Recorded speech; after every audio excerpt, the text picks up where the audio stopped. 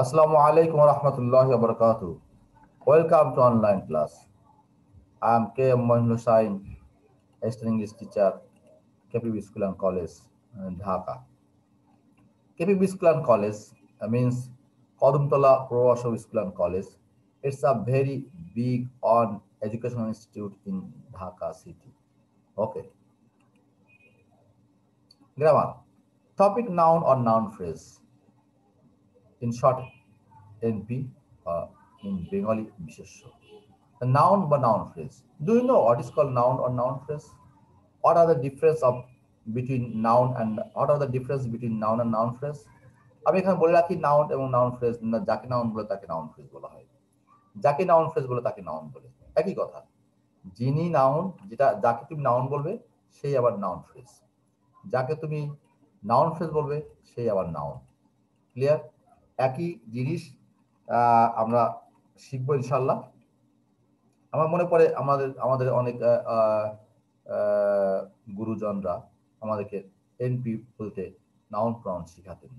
আসলে এনপি বলতে noun pronoun নয়, নাউন ফ্রেজ। ওকে, আমি নাউন ক্লাসটা শুরু করার আগে একটা কোশ্চেন দ্বারা শুরু করতে চাই। এই কোশ্চেনটার মধ্যে একটা মারাত্মক গুরুত্বপূর্ণ জিনিস লুকায়িত। আমি তোমাদেরকে অনুরোধ করব, তোমরা আমার কোশ্চেনটা একটু ভালো করে বোঝার চেষ্টা করবে। এই কোশ্চেনটার মধ্যে মারাত্মক গুরুত্বপূর্ণ একটা জিনিস লুকায়িত, তোমরা সেটা বোঝার চেষ্টা করবে। ওকে, এখানে মনে করো আজ ভারত ও অস্ট্রেলিয়া ক্রিকেট খেলা হচ্ছে। অস্ট্রেলিয়া প্রথম ইনিংসে ব্যাট করে 7 উইকেট 299 রান করে অল আউট হয়েছে। 7 উইকেট 299 রান করেছে টোটাল 50 ওভারে। এখন ভারত ব্যাট করছে, তাহলে এই খেলা জয়লাভ করতে হলে ভারতকে অবশ্যই 290 রান করতে হবে। কি করতে হবে? 290 রান করতে হবে। কিন্তু after 47 over Indian score is 281 for 9 wickets. India ইতিমধ্যে 9 উইকেট হারিয়ে ফেলেছে, হাতে এখন উইকেট নেই বলেছে, লাস্ট দুজন মাঠে আছে, একজনকে খেলছে। এই অবস্থায় 290 রান করতে গেলে 81 পরে আরো 9 রান করতে হবে। তার মানে এখন ভাষ্যকাররা কি বলবেন? India need 9 runs to win the match, অথবা ইন্ডিয়া নিডস 9 রান। নিড হবে না নিডস হবে? Which one is correct, need or needs? হ্যাঁ, একটু পরে পাবে, আমি একটু পরে তোমার আনসারটা দিব, তোমার আনসারটার জন্য একটু ওয়েট করবে। দেখি, আমি আশা করি তোমরা সবাই পেয়ে যাবে ইনশাআল্লাহ। খুব খুব চালাকি, খুব সহজ। ওকে, নাউন বা নাউন ফ্রেজ, তাই তো? যখন কোনো একটি বাক্যের মধ্যে একটি একটি শব্দ বা একগুচ্ছ শব্দ দ্বারা কোনো কিছুর নাম বোঝায়, তখন তাকে নাউন বা নাউন ফ্রেজ বলে। When a word or a group of words, একগুচ্ছ শব্দ works like a noun is in a sentence is called a noun or noun phrase. একটি শব্দ বা একগুচ্ছ শব্দ যখন একটা সেন্টেন্সের মধ্যে like works like when a word or a group of words works like a noun, নাউনের মতো কাজ করে, তখন তাকে নাউন ফ্রেজ বলে। যেমন দেখো, যেমন মিস্টার বাবুল আহমেদ টিচেস আজ হিস্ট্রি। হিস্ট্রি কি বলেছে? হিস্ট্রি, হিস্টোরি নয়। মিস্টার বাবুল আহমেদ টিচেস আজ হিস্ট্রি। মিস্টার বাবুল আহমেদ তিনটা ওয়ার্ড কি একগুচ্ছ শব্দ। ওকে, তাহলে টিচেস আজ। The cow gives us, the cow বলতে কয়টা শব্দ? দুইটা শব্দ মিলে একটা একগুচ্ছ শব্দ হচ্ছে the cow gives us milk. Milk এবার একটা noun. Join the army, the army দুইটা শব্দ মিলে একটা দল বোঝানো আছে, আর্মির দল। Pure gold is rare, pure gold দুটো শব্দ মিলে একটা নাউন ফ্রেজ বোঝানো আছে। He is a very old man, এখানে হিটাও একটা নাউন ফ্রেজের মধ্যে আমরা নিতে পারি। হিকে আমরা অবশ্যই নাউন ফ্রেজের মধ্যে আসবে, কোনো সন্দেহ নাই। হিসের মধ্যে আসবে, ইও অবশ্যই নাউন ফ্রেজ কাউন্ট হবে। ওকে, তাহলে আমরা কি পাচ্ছি? আমরা দেখতে পাচ্ছি এখানে 5টা এক্সাম্পল দিয়েছি, মূলত 5টা নাউনের 5টা এক্সাম্পল দিয়েছি। আসি আমরা নাউনটাকে, নাউনের শ্রেণী বিন্যাস, অর্থাৎ একে কিভাবে পড়বো আমরা। আমরা কিন্তু কনক্রিট নাউন বলবো না অ্যাবস্ট্রাক্ট নাউন বলবো? নাউন দুই প্রকার, কনক্রিট নাউন না অ্যাবস্ট্রাক্ট নাউন, এটা বলবো না কাউন্টেবল নাউন আনকাউন্টেবল নাউন বলবো? দেখো, আমি তোমাদের একটু বলছি, আমি একজন শিক্ষক হিসাবে আমার অভিজ্ঞতা দিয়ে আমি ক্লাসগুলো নিয়ে থাকি। তোমাদের আমি বলেছি, দেখো আমি নিয়মিত বোর্ড এক্সামিনার, ঢাকা বোর্ডের আমি ইংলিশ জেএসসি এবং এসএসসি নিয়মিত বোর্ড এক্সামিনার, আমি ইংলিশ খাতাটা দেখে থাকি। তা আমি আমার অভিজ্ঞতা দিয়ে বলছি, বাচ্চারা প্রায় দেখে এই ভুলগুলো করে থাকে। এই নাউন সম্পর্কে ধারণা না থাকলে তারা যে কত রকম বিপদে পড়ে যায় তা আমি ভাষা প্রকাশ করতে পারবো না। আসি দেখি আমরা নাউন কয় প্রকার, নাউন ফ্রেজ কত প্রকার, কি কি। নাউন ফ্রেজ প্রধানত দুই প্রকার, প্রধানত, হ্যাঁ, কয় প্রকার? দুই প্রকার। কি কি? Countable, uncountable. তুমি যদি কাউন্টেবল নাউন বা আনকাউন্টেবল না পড়ো, তো তুমি বিশেষভাবে এক অনেক জায়গা, প্রায় প্রতিটি জায়গায় তুমি ধরা খেয়ে যাবে, আটকা পড়ে যাবে, তুমি আগাতে পারবে না, কারণ তোমার এই কাউন্টেবল নাউন এবং আনকাউন্টেবল নাউন সম্পর্কে ধারণা না থাকলে। ওকে, আমরা আসি এই কাউন্টেবল কাকে বলে, আনকাউন্টেবল কাকে বলে। Countable and uncountable noun. Countable noun, যে নাউন বা ওয়ার্ডকে সংখ্যা দ্বারা গণনা করা যায় তাকে কাউন্টেবল নাউন বলে। যে নাউন বা ওয়ার্ডকে সংখ্যা দ্বারা গণনা করা যায় তাকে বলা হয় কাউন্ট, ম্যান, কাউ, ডগ, বুক। ওকে। আনকাউন্টেবল, যে নাউন বা ওয়ার্ডকে সংখ্যা দ্বারা গণনা করা যায় না তাকে আনকাউন্টেবল নাউন। ওয়াটার, পানি, সয়েল, রাইস। বলতো কয়টা ওয়াটার খেয়েছো, কয়টা চিনি খেয়েছো, কয়টা লবণ খেয়েছো? না, জবাব দেওয়া যাবে না। বলতো এক গ্লাস বা এক চামচ বা এক চিমটি, হ্যাঁ, বা এক প্লেট ভাত। গোল্ড, কয়টা গোল্ড? বলতো এক ভরি বা এক আনা, দুই আনায়। অনেস্টি, সততা, কতটুকু সততা তা বলা যাবে না, গণনা করা যায় না। মনে রাখতে হবে যে আনকাউন্টেবল নাউন সর্বদাই সিঙ্গুলার নাম্বার হয়ে থাকে। কি বলেছি? দেখো আমি তোমাকে সুন্দরভাবে বলার চেষ্টা করছি। আনকাউন্টেবল নাউন কি হয়? সর্বদাই সিঙ্গুলার হয়ে থাকে। ওকে, আমরা আসি এবার দেখি কাউন্টেবল নাউন কত প্রকার। কাউন্টেবল নাউন কত প্রকার কি? কাউন্টেবল নাউন আবার তিন ভাগে বিভক্ত, যেমন proper noun, common noun, collective noun. আমি ক্লাসের মাঝে একটু বলে রাখি, আমি তোমাদের গ্রামারের ক্লাসগুলো দিচ্ছি, আমি ইতিমধ্যে অনেক ক্লাস দিয়েছি, 100-এর উপরে ক্লাস দিয়েছি। আমি চেষ্টা করবো সাধ্য মতো, আমার অভিজ্ঞতা যত আছে, যত ক্লাস আমার দেওয়া সম্ভব হয় আমি দিব ইনশাল্লাহ। তোমরা আমার ক্লাসটা একটু মনোযোগ সহকারে শুনতে, আমার একটা অনুরোধ। কাউন্টেবল নাউন তিন প্রকার, proper noun, common noun, collective noun. যে নাউন বা ওয়ার্ড দ্বারা কোনো নির্দিষ্ট ব্যক্তি বা বস্তুর নাম বোঝায় তাকে প্রপার নাউন বলে। নির্দিষ্ট ব্যক্তি, পেন, বুক, কামাল, জামাল, ফ্যান। পেনের ক্ষেত্রে যখন পেনের কথা আসবে তখন কিন্তু বইয়ের কথা বোঝাবে না বা অন্য কিছু বোঝাবে না। যখন বুকের কথা আসবে তখন বইয়ের কথা বোঝাবে, তখন পেনের কথা আসবে না, নির্দিষ্ট করে বোঝাতে হবে।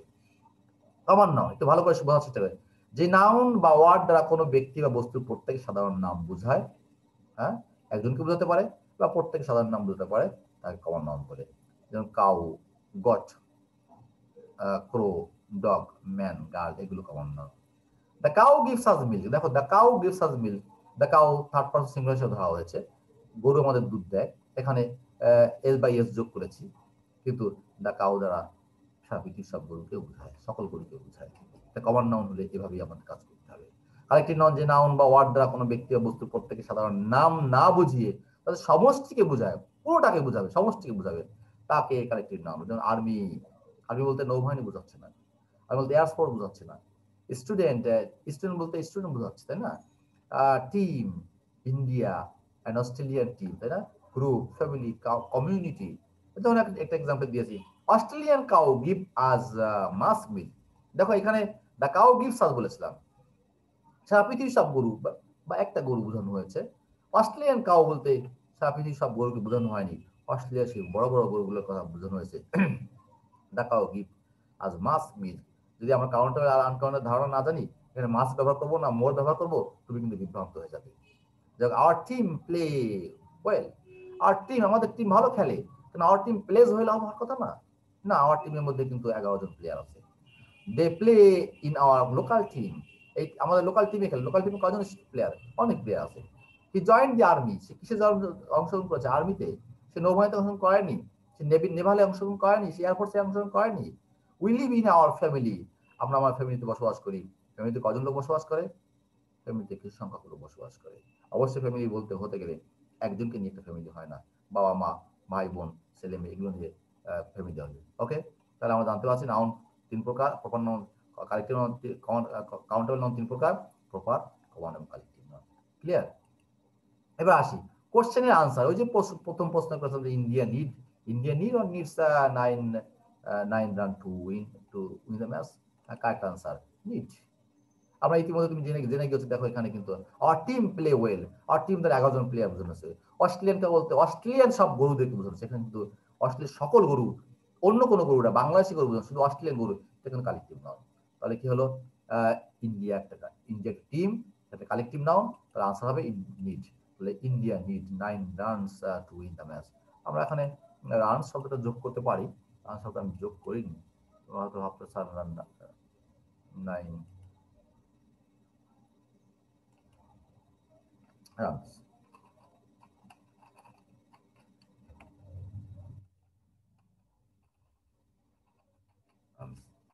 কি হলো, India need 9 runs. India need nine runs to win the match. Because India is a collective noun, there are 11 players in Indian team, so Indian team are plural number. So Indian team are ব্যবহার করেছে আর plural number. Indian team দ্বারা একটা player বোঝানো হয়নি। ওকে, next. Countable noun দুই ভাগ হলো, uncountable noun দুই ভাগ হলো। যেমন ম্যাটেরিয়াল নাউন এবং স্ট্যাক নাউন। ম্যাটেরিয়াল মানে ধাতুগত, ম্যাটেরিয়াল মানে কি ধাতুগত, যে নাউন বা ওয়ার্ড দ্বারা কোনো কিছু গণনা করা যায় না কিন্তু পরিমাপ করা যায় তাকে ম্যাটেরিয়াল নাউন বলে।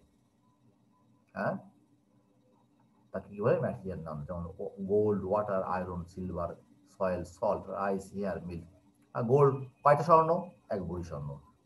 কয়টা পানি, এক গ্লাস পানি। কয়টা লোহা, এক টুকরা লোহা।